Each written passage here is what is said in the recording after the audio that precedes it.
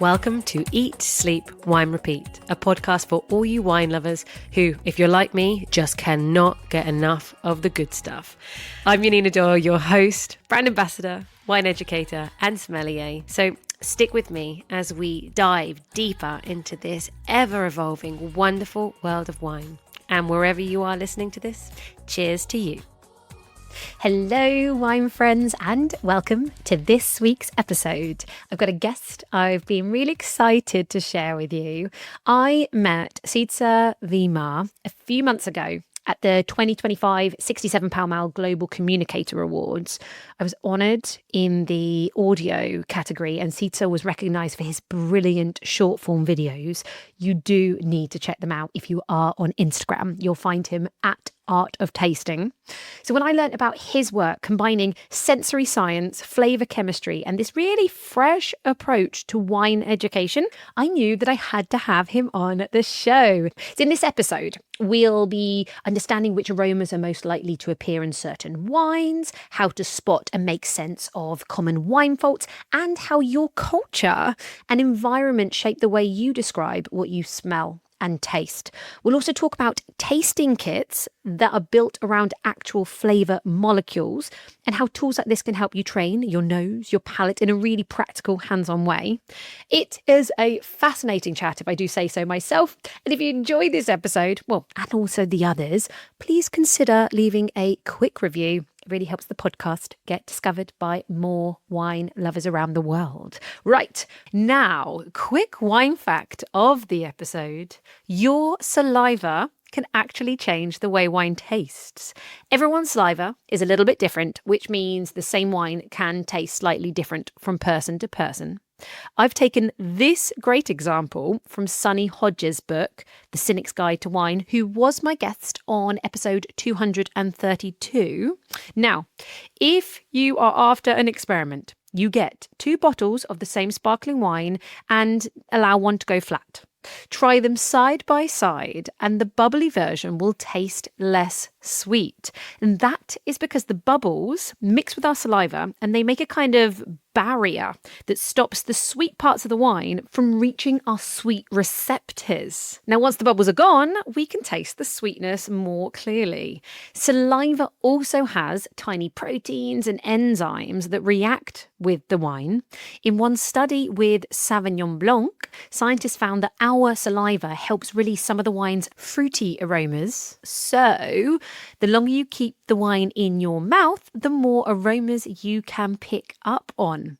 And it's not just what's in your saliva that matters. How much saliva you make will make a difference too. So people who salivate more can pick up more smells and flavours because they will have more of the enzymes that release those aromatic compounds. So now you know, maybe your mood, hunger, or if you aren't feeling in tip-top shape, these can all affect the way a wine will taste for you. Pour yourself a glass of wine, give it a good sniff, and enjoy the episode. Hello. Hello, Janina. Talk to me. Talk to me about the art of tasting. Yes. Educate me and all our listeners. What is the art of tasting? How do you describe what you do? So, this is the name of my company, The Art of Tasting. It's a wine education company. I founded it almost 4 years ago, and I wanted to introduce a method of tasting to the wine world, which revolves around presenting wines with added flavor compounds. Okay. So what exactly is a flavor compound? Another word for it is a flavor molecule. So it's a very small fragment of a smell. And it is useful because those are the compounds that exist naturally in wine, but also in other things in nature. So to put that into practice, if a wine reminds you of a green bell pepper, it is because there will be one or more shared molecules between that wine and a green bell pepper. And then what is more effective than presenting a neutral wine with that green bell pepper molecule added and then using that as a teaching example? Like, this is how you're supposed to pick up the aroma of a green bell pepper.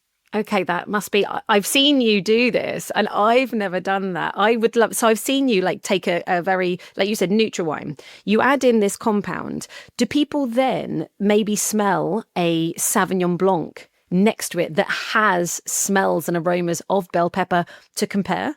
That is something you could do. Typically, I would introduce that later. So what my default course looks like, the majority of the day, you're going through spiked wine samples. So wines that have the compounds added. Yeah. Sounds great. Yeah, exactly. Yeah, or adulterated wine samples is another nice way of putting it. Anyway, so then you feel really solid, feel really confident with those descriptors. And then you're going to move on to real wines. So like wines that actually exist in the market, and then trying to see if you can identify those compounds as real wines. I suppose that's actually really useful to be able to identify them in wine if you're having them separately, right? So every single time they're smelling one specific aroma compound. Is that correct? Yeah, precisely. Yeah. So you're just smelling those in isolation. Particularly useful if you want to say, you want to learn the aroma of butter and you want to learn the aroma of vanilla. Now, these two often happen at the same time, right? Because one is from malolactic fermentation, the other one is from oak aging, which are often there in conjunction. So if you're just trying a commercial Chardonnay, like, how do you tell where the butter stops and where the vanilla ends? And I find, especially in such examples, it's really useful to have them side by side. I really should do that. Yeah, I should get you some samples soon. Yeah. Yes, because actually, like you mentioned, malolactic fermentation. You know, that's more of the butteriness and the vanilla coming from the oak. But also, you have lees stirring as well, and all of those three winemaking choices could be completely together in one wine of Chardonnay specifically, or they could just do one.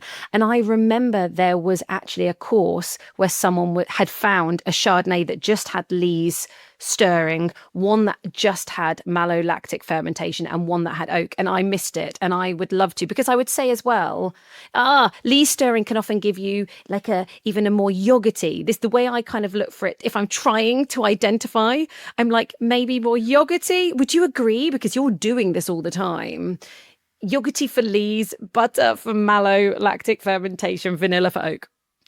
Well, a small issue with that is that there's no sort of one size fits all descriptor, right? So for example, I know. So last weekend I was teaching in Istanbul, so in Turkey, and I was presenting the compounds responsible for malolactic aromas, which is called diacetyl, right? And most people described it as butter, and then everyone there was like, "Oh, baklava," which makes sense because I mean, butter is an ingredient in baklava. But maybe they hadn't thought of butter by themselves. And I see this all the time because basically it's an aroma that's a product of lactic acid bacteria. So if I ask someone in India, for example, about tell me what diacetyl smells like, they might say dahi, which is this type of fermented yogurt that is also popularly made at home over there. It's typically a bit funkier than normal yogurt and has lots of diacetyl. And then someone in China might say, well, this reminds me of rice, especially rice when I've cooked it and I've left it out for a few days. It will also start to ferment with lactic acid bacteria. So all of these people are right. And it's just different ways of looking at the same wine aroma, which is diacetyl. Wow, just that one alone. Yeah, I love it. And well, I think that partly answers your question. So like, how can you tell malolactic from something like oak? But what you're saying is a good start. So I would maybe go a bit more general and say malolactic is like dairy notes, and then oak is much more vanilla and spices, and then lees is kind of like bread-like or bakery-like, however you would want to put that. Yeah. I mean, honestly, well, you studied sensory science and you've obviously been working with flavor compounds. I mean, what took you down this rabbit hole of the wine world? So my master's is not dedicated to wine specifically. So like my fellow students have gone into coffee or dairy or various industries. And I then moved on to an internship, which was at a producer of flavor compounds. So it was this lab in England that was able to isolate all these aromas. And what they specialized in was beer. So they knew what all the hop aroma compounds were and the yeast aroma compounds, malt aroma compounds, etc. And I was immediately captured by that method. Like, wow, you're saying that this compound exists in chocolate and also in beer, and that makes us remind one thing of the other. And just something that I was like, oh wow, this is kind of what I've been looking for all my life, and I didn't know that I was looking for it. That's fascinating. Yeah, precisely. And I thought it had a lot of potential for the world of wine as well. They had slightly different strategies with their company, so I decided I will start my own company. I'm still a customer of them, so part of the aromas I use I get from them. They're called Aroxa, by the way, so they're based in England. So, but that's pretty much where I started using this method, presenting drinks with added compounds. So imagine somebody's listening and they're saying, okay, you do these courses, I could come along and I could smell all these aromas, but I don't have a good nose. I'm not sensitive. Actually, you tell me about the story about your dad and bird watching. And what does it teach us? This is an analogy that I like to make because it kind of busts the myth of like, oh, you need this super sensitive nose and expert wine tasters have this gifted palate, or you hear these things from time to time. So indeed, my dad is good at identifying birds, so especially birds of prey. So he would see one of them flying around. He say, "Oh, that's a falcon," or whatever. He's tried to teach me, but I'm no good at that. So I mean, I struggle naming birds, let alone tell a duck from a falcon. Or anyway, so I bet you could tell the difference between those two. Maybe one day I'll be able to do it. Anyway, so my dad's in his 60s and his eyesight is deteriorating, so he wears glasses. Mm-hmm. So you could say from a sensitivity perspective that I have the superior sense of vision, right? So I have much more sensitive eyesight. And does that make me better at identifying birds than my dad? No, obviously not. Because my dad knows what to look for. So the colors of the birds or whatever behavioral patterns they may display. And then he said, okay, well, that is a falcon. And I don't have that knowledge. So I don't have that practice. And I think wine tasting is very similar. So you don't need a very sensitive nose. You just need to know what to look for and what are the aromas that you can use to identify certain wines. And I feel like that analogy sums it up nicely. I agree. There you go, everyone. We've solved that one. Yeah. We've put that myth to bed. Yes. So let's talk about some of these aromas, these compounds, Pyrazines and such. Like, what are some classic flavour clues that we should be looking for if we're blind tasting? What are your most favourite ones? Yeah, so, well, you can start with the Pyrazines, which is indeed a family of aroma compounds, right? And the most important one of those is something called isobutyl methoxypyrazine. And you don't need to remember that name, but what you need to remember is that most people describe it as an aroma of a green bell pepper. So specifically like the underripe version of a bell pepper. And this is an aroma that you find in a set of grape varieties. So in the context of white wine, it is Sauvignon Blanc. And then in red wine, it is either going to be Cab Sauv or Cabernet Franc or potentially Carménère. So this is one of those aroma clues that indeed help a ton when blind tasting, because it's not going to appear in Pinot Noir. It's not going to appear in something like a Chardonnay, for example. So indeed, that is a massive clue. So the Pyrazines, you can talk a lot about how these develop because there's a lot of factors in the vineyard that determine how much of that aroma is going to be apparent in your wine. Not a flavor that is dealt with much in the winery, so it's mostly a vineyard flavor.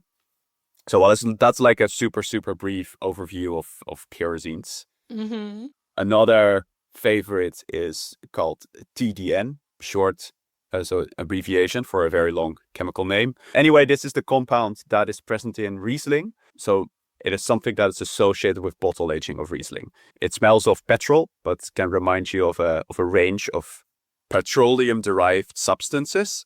So petrol is one of them, but kerosene, diesel, even something like Vaseline, which is a petroleum jelly that tops up from time to time, descriptors for TDN, but also bitumen or asphalt. So a bit like on a hot summer's day when the roads are warmed up by the sun, it releases a Riesling smell, in my opinion. Mm-hmm. So anyway, that compound, you find it in Rieslings, especially when the grapes have been exposed to high levels of sunlight. So even though this is a tertiary flavor that you associate with bottle aging, what happens in the vineyard is going to have an effect of how much of that eventually appears in the wine. Oh, really? How have I missed that? Yeah, and Oops.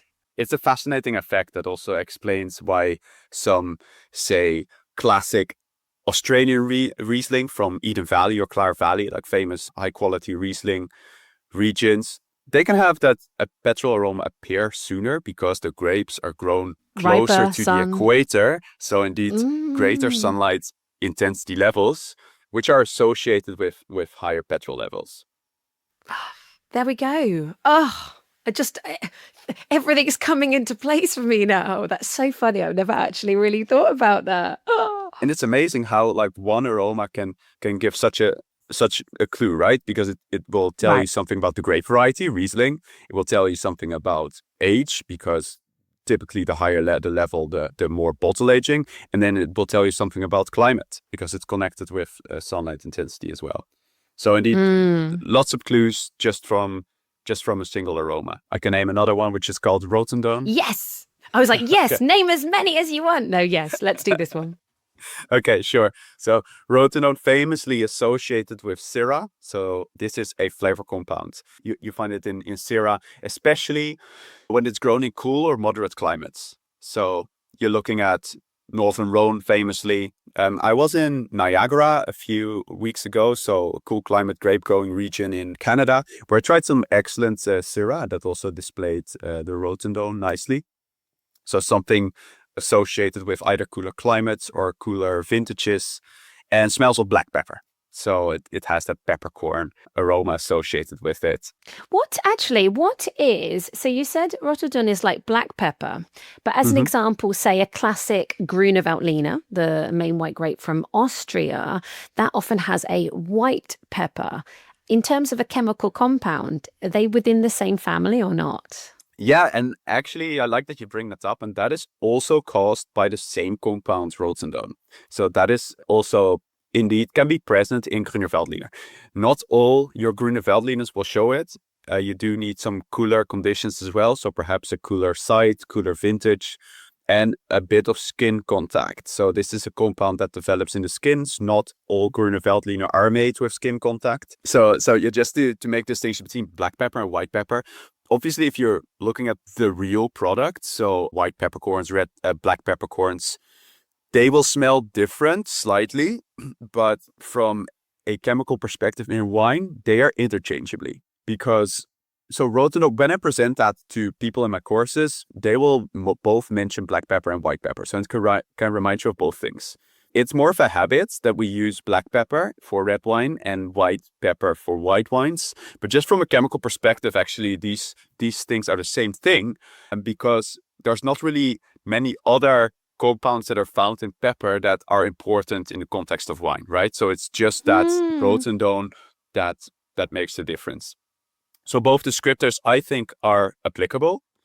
So sometimes I hear other descriptors for Rotundone. Sandalwood or cedar wood is something that I hear sometimes. It has this sort of very aromatic wood quality to it to some extent. It's not the same as oak, but there is a certain almost perfumed wood about it.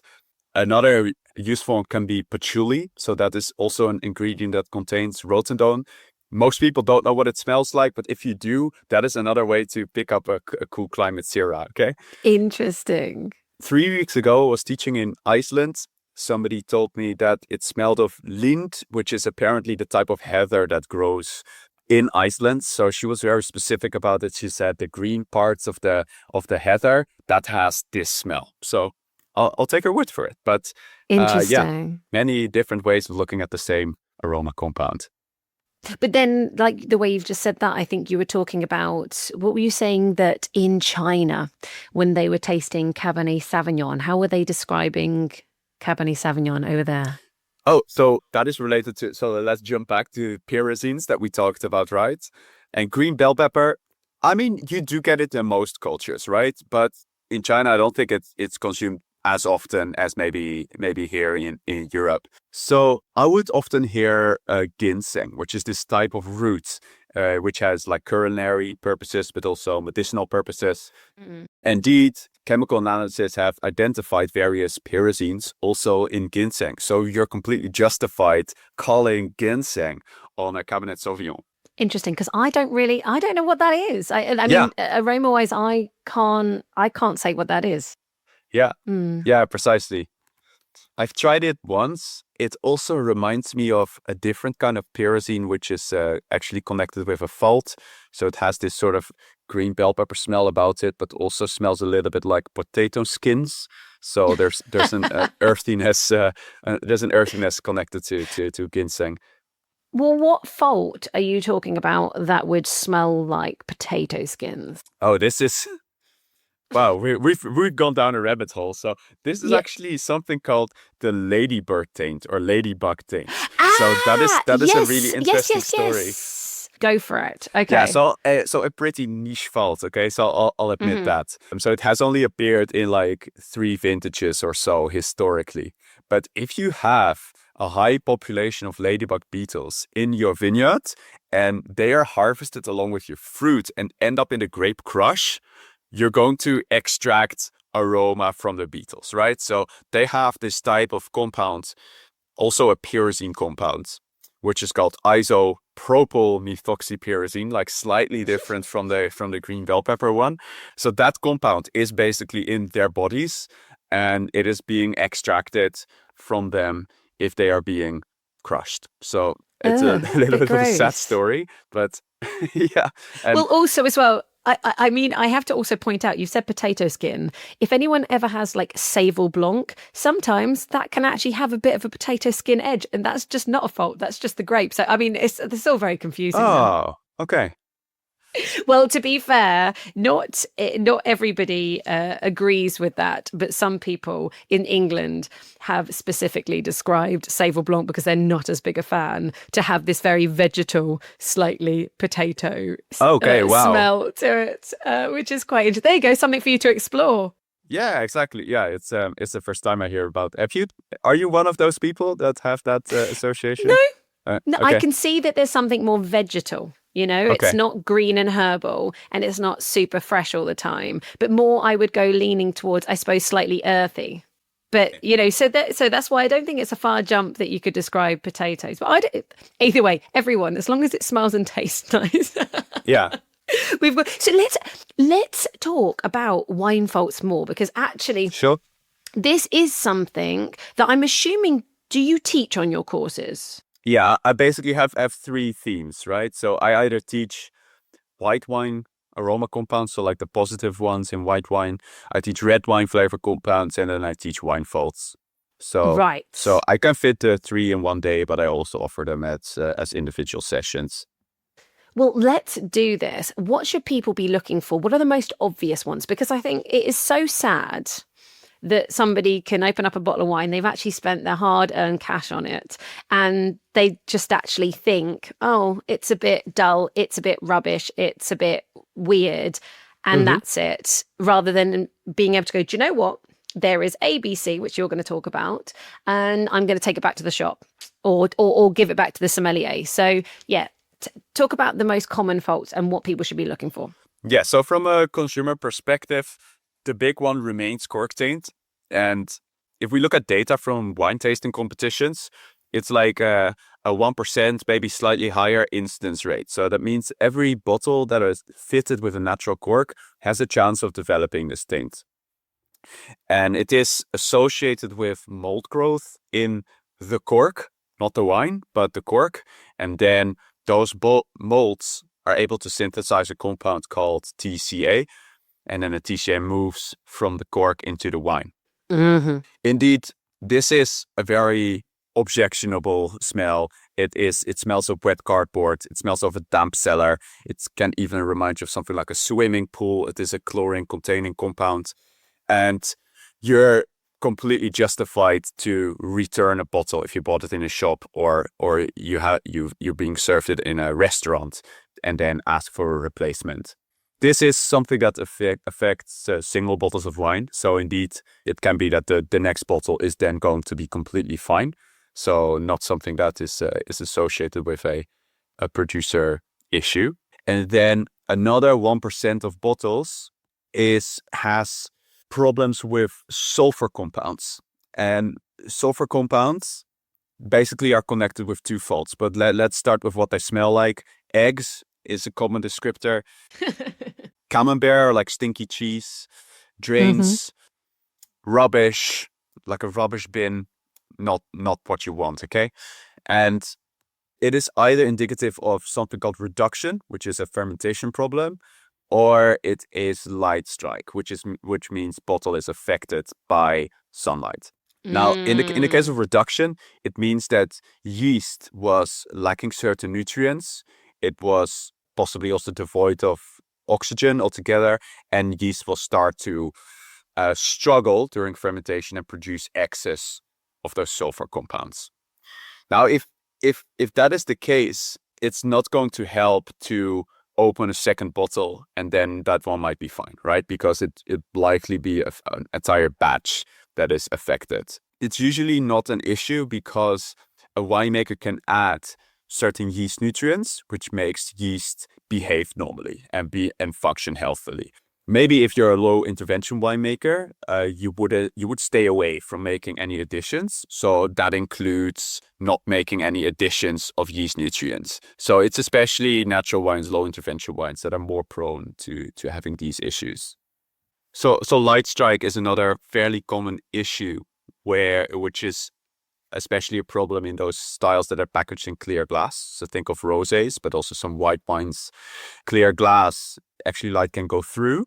And if you have a bottle like that, which is placed in front of a window or maybe on a terrace, you can get higher levels of sulfur compounds just from light exposure, either from daylight or artificial light. And they say that can start happening within just a few hours. Yeah, faster than that, actually, really, depending on sunlight intensity. And it's one of those faults that maybe you wouldn't notice unless you're comparing the wine with a sound bottle.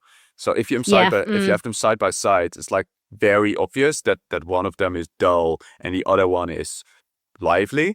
So I think a problem that often goes unnoticed, but that's probably more often there than you think. What about oxidized wines? In fact, actually, you have a story, do you not?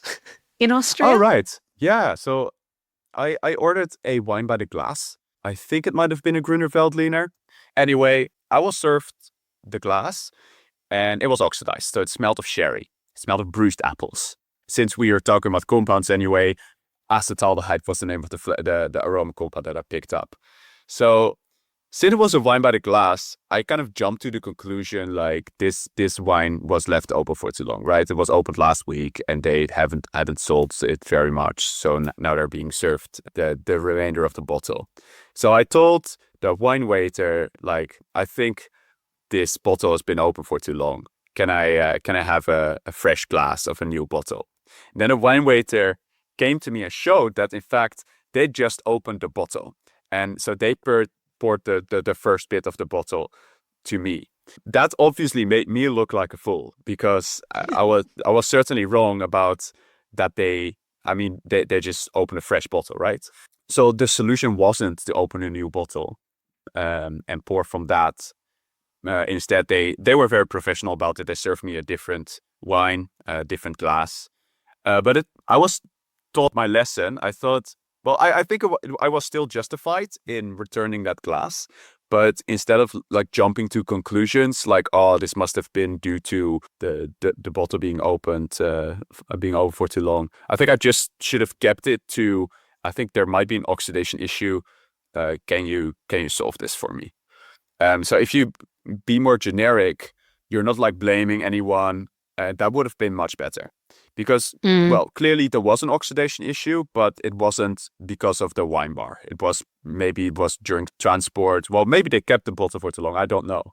Maybe it was the winemaker. Maybe it was occurred during winemaker. In reality, you don't know where it went wrong. So I should have stuck with not trying to guess where it went wrong. Is there any other wine faults that people should be aware of? Let's talk about Brettanomyces. So this is a lovely Latin name, which is quite long. So oftentimes people abbreviate it to Brett. And Brett is a type of wild yeast. And what you need to know about wild yeast, it's not something that the winemaker would add themselves. And instead, there is another type of yeast called Saccharomyces, which always plays a role in wine, and it behaves more predictably and more clean. Okay, also behaves very fast. So this is usually the producer of alcohol, and you can use it really reliably and produce wine in like 2 weeks. Brettanomyces is a bit of it's much slower. So it's like a really slow working type of yeast that can produce some what I would call questionable aromas. Think of Band-Aid, think of blue cheese, leather, but also vomit and sweaty socks. Now, and depending on the conditions of the wine, it's really difficult to sort of pinpoint what it smells like because, well, first, it produces various different compounds. And then second, those compounds smell differently based on your cultural background or like what you are most familiar with in terms of smells. Depending on the wine style also, this can come across as very, very unpleasant, but can also potentially do something good in small quantities.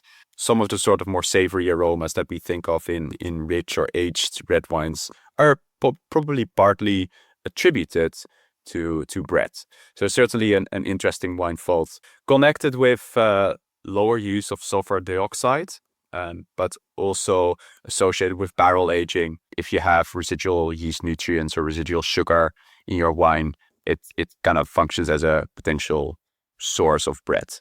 Yeah, it's interesting, isn't it? Yeah, is it a fault or not? And I think it's escaped me now, specifically the winery, but there was a Château de Beaucastel.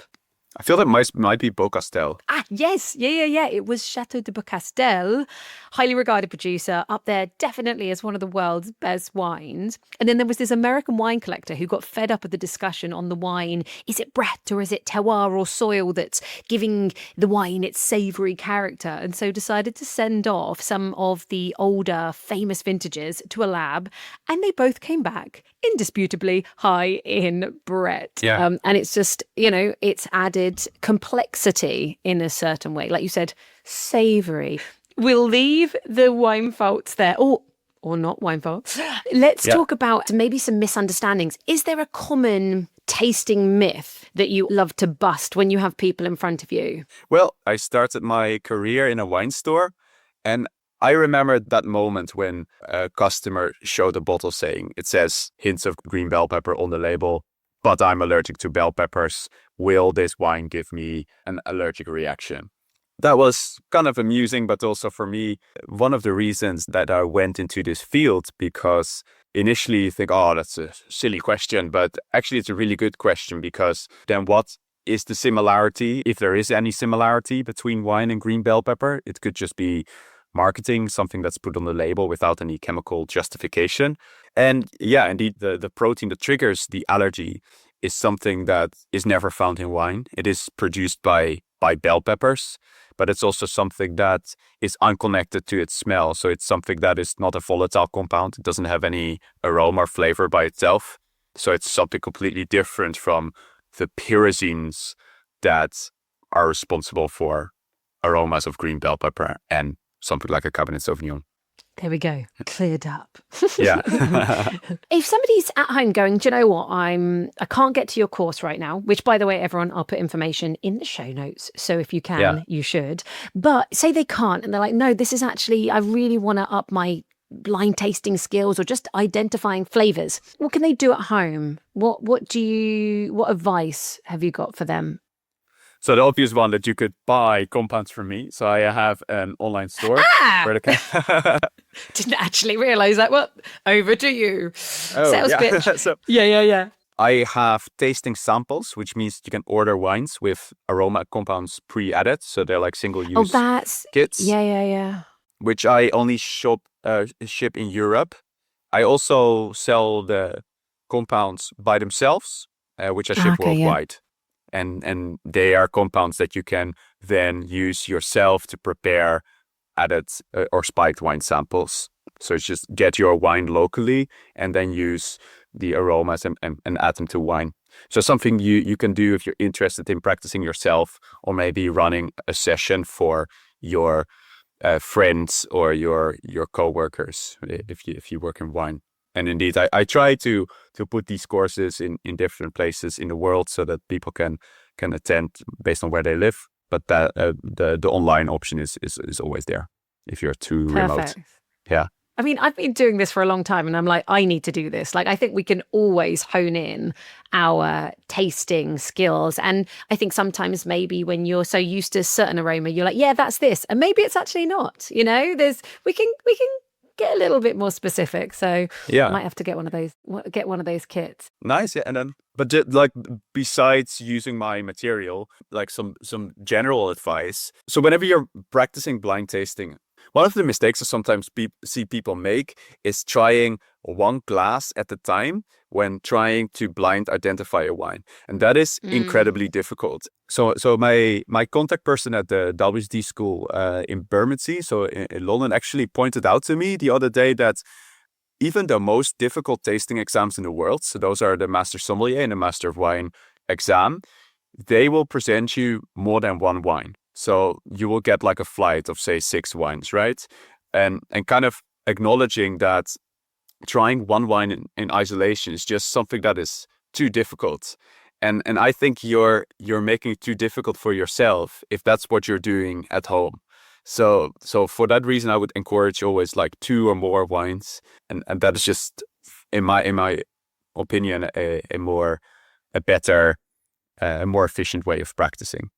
Okay, I love it. And I suppose that's also another way that students are going to probably get the best out of their tasting exams as well, if they are doing their WSET, to keep practicing, because you've got that comparison, haven't you? Yeah, exactly. Okay, as we slowly sum up, I mean, have you got a flavour trick or a fun fact, something that our listeners can take away with them today? So, okay, this is actually related to a fault that we haven't mentioned yet. And this fault is called mousiness. It's one that behaves interestingly and different from other aromas. So this is an aroma that is responding to acidity. And in a highly acidic environment, so something with a low pH would be another way of putting that. This is an aroma that is not volatile. And wine is a prime example because wine always has acidity. So this particular aroma you cannot smell directly in wine. When you put the wine in your mouth, and especially after spitting it out or swallowing the wine, your mouth will quickly restore the acidity. So it will neutralize the acidity, right? Then, as a result, the aroma becomes volatile and is then being picked up, what we call retronasally. So this is aromas accessing your nose via a connection between the back of your mouth and your nose, right? The way that you breathe out through your nose, that's sort of the route that these aromas take to trigger your nose. So what is the aroma like? It is a bit like a mouse cage. So that's where the term mousiness comes from. So it sounds disgusting, but like mouse urine. Then that's one way of looking at the smell. I hear basmati rice a lot as well. So it's this sort of aroma, rice aroma like popcorn, biscuit, but almost in a stale way. So like stale grains, stale nuts, a bit like that. Yeah, very, very strange aroma that kind of sneaks up on you. So after spitting, there's suddenly that aroma, which is kind of like a nasty surprise. And then what I love is that there's another way that you could pick up this wine aroma. There's another way that you can neutralize the acidity. I wish I had some demonstration here. And anyway, you can, like, if you have a glass of wine, you can dip your finger into the wine, and then you're going to rub that on the back of your hand. Your skin is actually also able to neutralize acidity of wine. So then when you smell the wine, the aroma becomes apparent. So like smelling it directly in the glass, and it's not going to give you that aroma, but then smelling it from your hand, you can actually pick up the mousiness. So there's a fun little trick that, well, maybe if you're trying to blind identify a grape variety, is not going to help you. But in terms of picking up that fault specifically, I think it's a really interesting smelling technique. There you go. I think on that note, we shall end the podcast. There we go. That is a cool, fun fact that's also gross that nobody really actually wants to have to do. But nice to have in your back pocket to tell someone maybe that you don't like. Anyway, I am going to put all the information of your courses and your website in the show notes so people can find out how to join a course or to get these aroma samples. And, okay, lovely. Thank you just so much for taking us down this path of aroma compounds and tasting better. It's inspired me. I'm going to go downstairs and I'm going to cut my red and green apple and I'm just going to sniff them as well. That's a good today start. Is going to be a day, right? Whilst I'm waiting for your kit. Thank you so much. Really appreciate your time. Yeah, of course. My pleasure. Thanks for having me. And we'll speak soon. You take care. Take care. I really enjoyed that chat with Sietze. It is a real reminder that tasting wine is as much about awareness and curiosity as it is about science and skill. Now, next week, I'm taking you on a 4-day itinerary to Porto and into the Douro Valley. You'll find out where to go, what to do, what to taste, and how to soak up the beauty of this UNESCO-listed region. It's honestly the perfect destination for a wine weekend or city break with stunning river views, historic vineyards, and of course, unforgettable wines. And I will leave you now with a beautiful quote about aroma, said by Helen Keller. She was an American author, a speaker. She was both deaf and blind, and yet her understanding of the world, especially through smell and touch, was extraordinary. And it's just a powerful reminder of how deeply scent connects us to memory, place, and emotion, and why it matters so much in wine. She said, "Smell is a potent wizard that transports you across thousands of miles and all the years you have lived." So as you ponder on that quote and sniff and taste your wine, I'll be back next Monday. Until next week, wine friends, cheers to you.